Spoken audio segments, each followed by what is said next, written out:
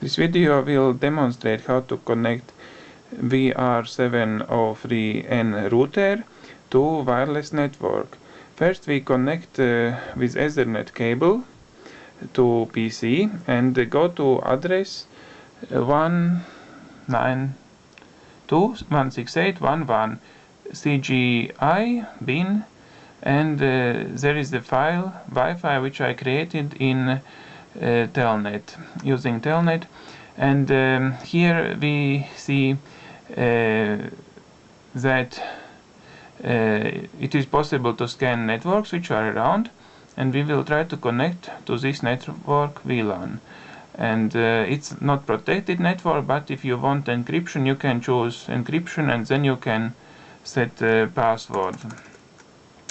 And now we submit these settings to another file, and this file has received these values and it generates wireless configuration file. This file has not been yet executed, so we need to restart network, and only then settings will take effect. If it's not correct file, you can still go back and modify. So now we have restarted network and we can check ping to the Google, and voila, it worked.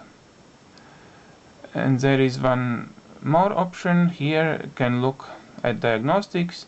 It basically shows all network settings, wireless, IF config, IW config, and the networks around. So this interface could simplify connection to a wireless network, and it is as simple as using Android phone, and over Ethernet connection remains the IP address, so one can connect anytime through Ethernet and modify. And here are the files. They are placed in CGI bin directory.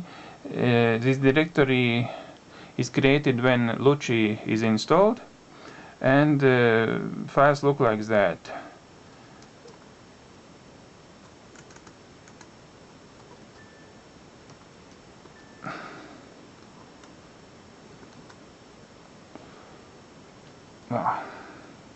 Okay, you can look files yourself.